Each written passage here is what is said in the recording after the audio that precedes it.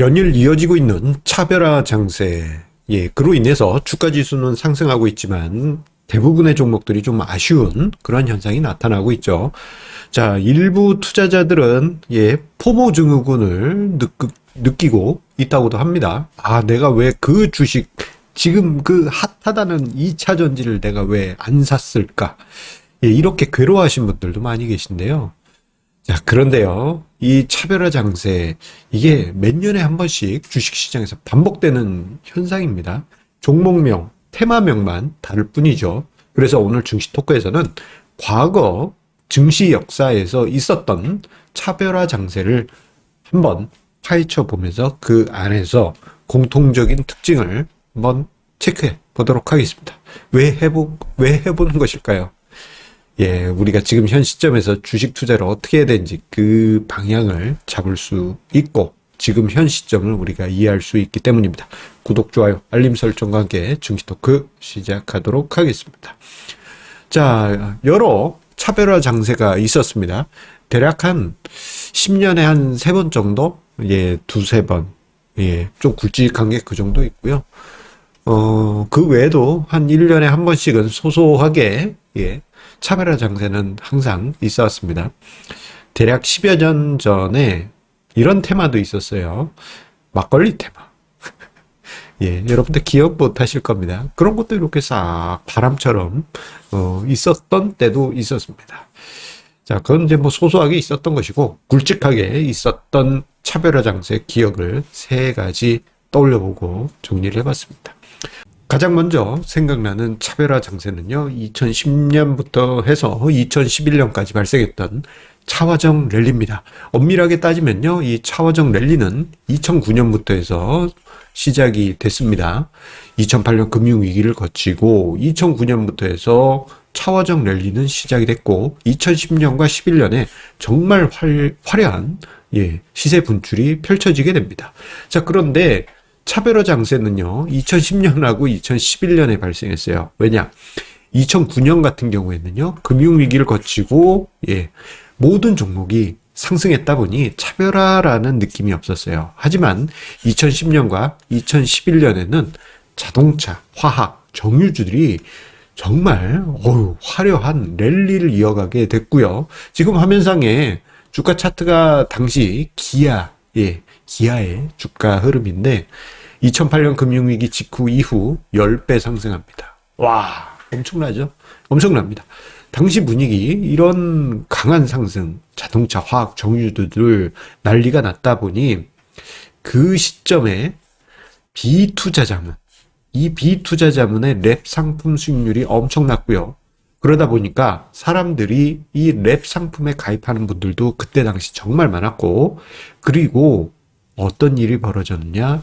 이 랩 상품의 포트폴리오를 따라하는 투자자들이 크게 늘었습니다. 왜? 이 비투자자문의 포트폴리오가 차화정이 주축이었어요.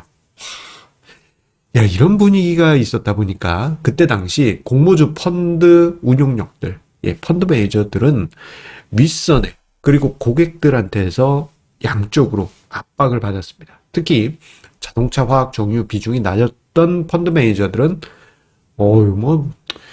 이런 농담 아닌 농담도 있었어요. 끌려 옥상으로 불려갔다. 압박을 그만큼 많이 받았다라는 의미죠. 그런 일이 그때 당시 있었고, 사람들조차도 내가 왜 자동차, 화학, 정유를 그때 당시 안 가지고 있었느냐 막 괴로워했던 게 그 시절의 풍경이었습니다.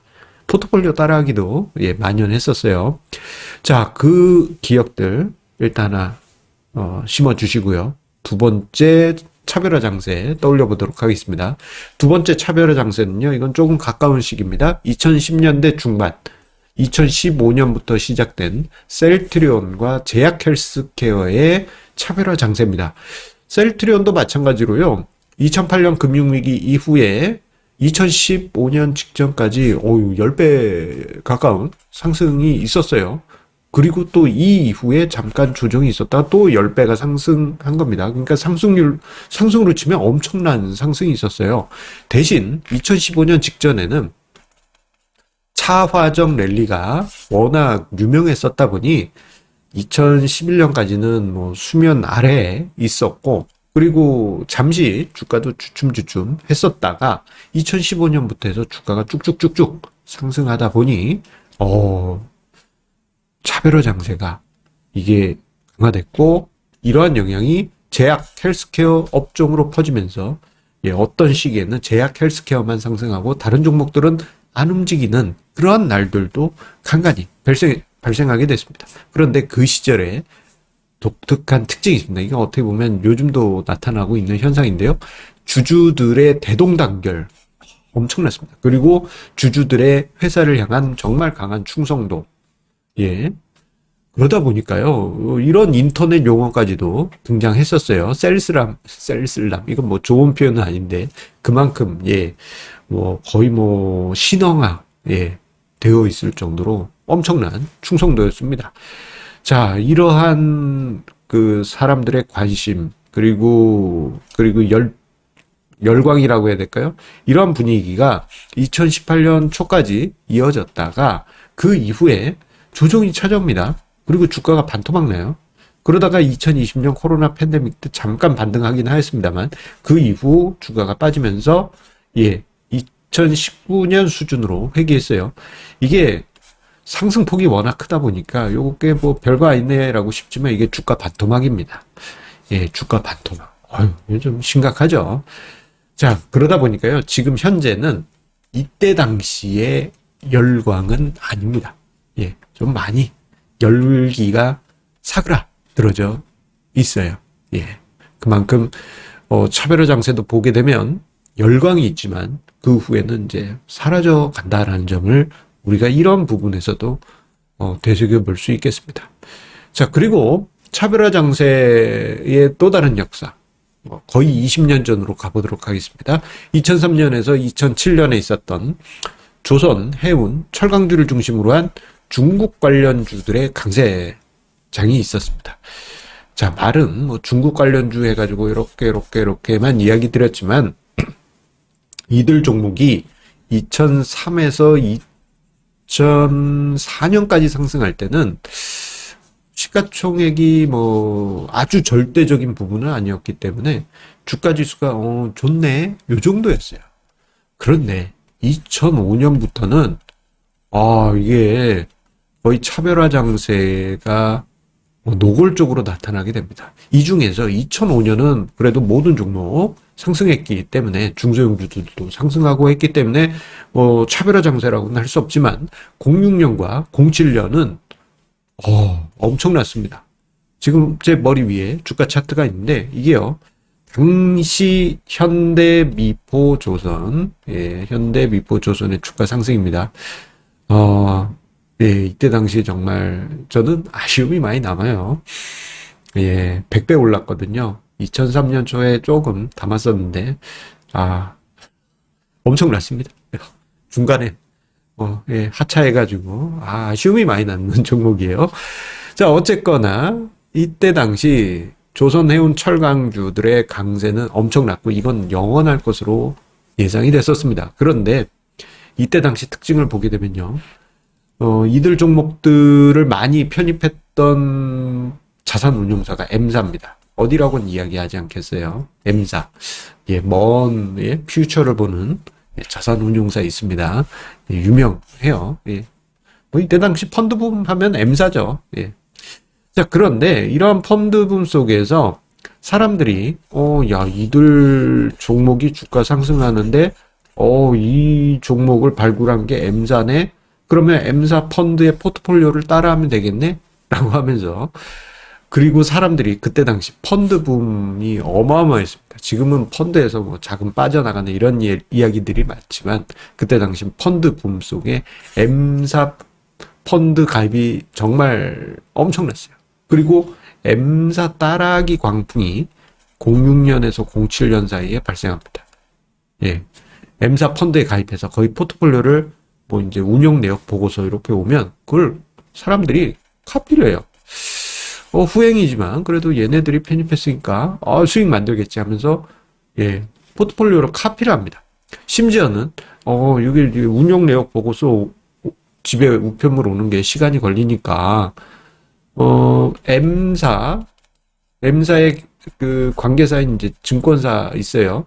M사의 증권사 창구로 거래되는, 예, 얘네가 1등으로 매수하고 있는 그 종목을 찾아서 매매하면 되는 거 아니야? 하는 이런 트레이딩도 붐을 일었을 정도입니다. 이때 당시 엄청났어요.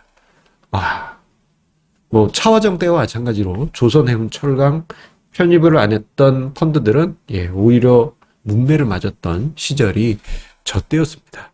자, 저 세계 시절 외에도 뭐 여러 차별화 장세가 있어요. 그런데 저 세 개의 시기를 제가 오늘 쭉 되짚어 보다 보니까 공통점을 몇 가지 찾아볼 수 있었습니다. 자, 그것을 이야기 드리기에 앞서서 일단 이런 전제는 깔고 해야 될 것 같습니다. 왜냐? 지금 차별화 장세가 너무 세요. 너무 무서울 정도야. 예, 우리 애청자님들께서, 너무 저도 무섭기 때문에 좀, 발언을 조금 수위를 낮추시는 게 좋을 것 같습니다. 무서워요. 그쪽. 왜 이렇게 이제 조언 주시는 분도 계세요. 겸허히, 생각하고 있습니다.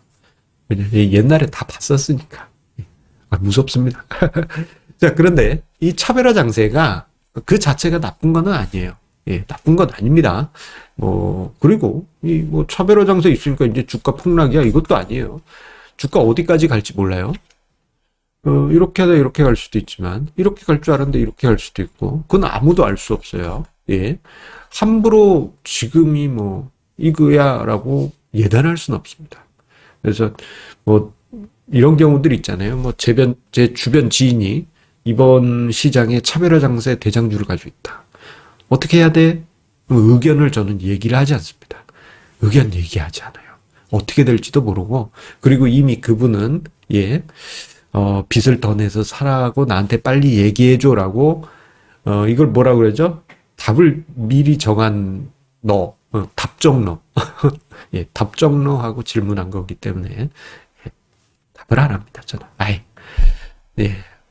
그만큼 민감한 부분이긴 하지만 예측할 수도 없는 영역이에요.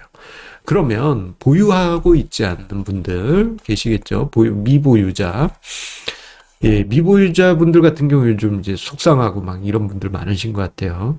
그런데, 자, 차별화 장세가 시작이 되고, 중간 전개가 되는 과정에서 그럴 수 있죠. 그런데 이런 상황이 발생하게 될 경우, 미보유자 분들은 경계를 하고 조심하실 필요가 있습니다. 뭐냐? 특정 종목, 특정 테마에 대해서 우상화, 신격화. 이 종목만이 나의 대박이네 하면서 뭐죠? 그 드라마 수리남에 나왔던 그런 장면처럼 이런 분위기다. 그럼 이거 좀 이제 진지하게 생각해 보셔야 되고, 그리고 과도한 밸류, 이거는 좀 주관적일 수도 있기 때문에 꼭 그렇다고는 할 수 없지만, 이거 시장에서 볼 때도 이건 이렇게까지 높게 올라간 종목은 거의 없는데 싶으면은 경계하셔야 됩니다. 마지막으로 과도한 밸류 수준에 들어가게 되면요, 그때부터는 주가가 다단계 구조가 돼요. 다단계 구조. 그럼 다단계 구조가 뭐냐? 새로운 바보가 들어와야지 주가가 견인되는 것이 다단계 구조입니다. 새로운 매수자가 들어와야지만 주가가 견인되는. 이게 그 밸류에이션이 합리적일 때는 이 밸류에이션에 의해서 기존 투자자들만으로도 주가가 유지되거든요. 그런데 과도한 밸류에 들어간 종목 같은 경우, 혹은 주가 측정 자체가 안 될 수준인 그러한 종목 같은 경우, 새로운 어떤 투자자가 들어오지 않으면 주가가 이렇게 유지될 수가 없어요. 이러한 세 가지 현상이 나타나면은 여러분들 경계하시고 조심조심 하시면서 차별화 장세를 보시기 바라겠습니다. 물론 조심스럽게 다시 이야기 드립니다만, 차별화 장세는 그 끝을 알 수 없고 그 자체가 나쁜 건 아닙니다. 저 부정적으로 이야기한 거 아니에요. 아시겠죠?